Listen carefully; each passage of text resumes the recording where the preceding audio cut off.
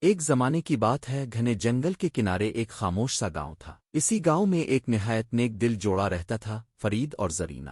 ان کا چھوٹا سا گھر محبت سے بھرا ہوا تھا، مگر ان کے دل میں ایک ادھوری خواہش تھی، کاش ہماری بھی کوئی اولاد ہوتی۔ زرینہ اکثر آہ بھرتے ہوئے کہتی، فرید مسکرا کر اس کے ہاتھ تھام لیتا، ایک دن ضرور میری جان، ایک دن ضرور۔ وقت گزرا اور پھر قدرت نے ان کی سن لی۔ زرینہ ماں بننے والی تھی، مگر حمل کے دنوں میں اس کی خواہشیں عجیب ہوتی جا رہی تھیں۔ جنگل کے پار ایک پراسرار باغ تھا جو ایک خطرناک جادوگرنی ملکہ زرغا کا تھا۔ اسی باغ میں ایک خاص سبزی الفاقتی تھی، رپون۔ زرینہ کی روح اس کی خوشبو کو ترسنے لگی۔ وہ باغ، وہ خوشبو، بس ایک نوالا فرید پلیز۔ زرینہ کمزور آواز میں کہتی۔ فرید کا دل تڑپ اٹھا۔ رات کی تاریکی میں وہ دیوار پھلانگ کر باغ میں داخل ہوا اور وہ سبزی توڑ لایا۔ زرینہ نے کھائی تو کچھ دن سکون آیا، مگر پھر دوبارہ خواہش جاگ اٹھی۔ بس آخری بار وعدہ ہے۔ فرید پھر گیا، لیکن اس بار قسمت نے ساتھ نہ دیا۔ اچانک ہوا تیز ہوئی بیلیں لپٹ گئیں، اور ایک خوفناک آواز گونجی، تم نے میرے باغ سے چوری کی ہے۔ یہ ملکہ زرغا تھی۔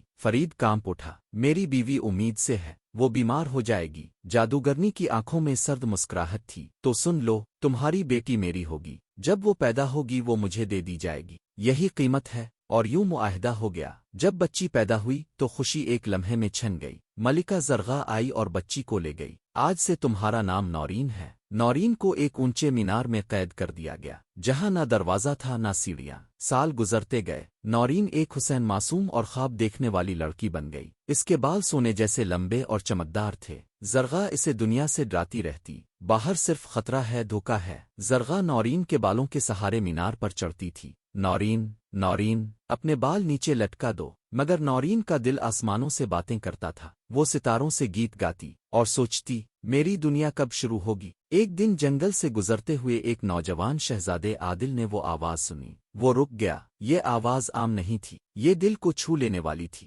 اس نے دیکھا کہ زرغا بالوں کے سہارے مینار پر چڑھ رہی ہے۔ اگلے دن زرغا کے جانے کے بعد عادل نے وہی الفاظ دہرائے، نورین، نورین، اپنے بال نیچے لٹکا دو۔ نورین چونک گئی۔ تم زرغا نہیں ہو، عادل نے نرمی سے کہا۔ میں تمہیں نقصان نہیں پہنچاؤں گا، تمہاری آواز مجھے یہاں لائی ہے۔ وہ پہلی بار کسی انسان سے ملی تھی، باتیں ہوئیں، پھر ملاقاتیں، اور خاموش دوستی محبت میں بدل گئی۔ عادل نے دنیا کے قصے سنائے، آزاد آسمان، پہاڑ، سمندر، ستارے۔ نورین کے خواب اور گہرے ہو گئے، مگر سچ زیادہ دیر چھپ نہیں سکتا تھا۔ ایک دن نورین بول بیٹھی، ماں، تم شہزادے سے زیادہ بھاری کیوں ہو؟ زرغا کا چہرہ سیاہ ہو گیا۔ غصے میں اس نے نورین کے بال کاٹ دیے اور اسے ایک سنسان صحرا میں پھینک دیا۔ تم اسے کبھی نہیں دیکھ سکو گی۔ زرغا نے کٹے ہوئے بالوں سے عادل کو دھوکا دیا۔ جب عادل اوپر پہنچا تو سچ دیکھ کر ٹوٹ گیا۔ درد میں وہ نیچے کود گیا، کانٹوں میں گرا اور بینائی کھو بیٹھا۔ سالوں تک عادل بھٹکتا رہا، یادوں کے سہارے۔ دوسری طرف نورین صحرا میں زندہ رہی، ہوا کو گیت سناتی رہی۔ ایک دن عادل نے وہی آواز دوبارہ سنی۔ وہ آواز نورین کی تھی۔ جب وہ ملے، نورین کے آنسو اس کی آنکھوں میں گرے اور اس کی بینائی لوٹ آئی۔ آخرکار وہ دونوں واپس لوٹے۔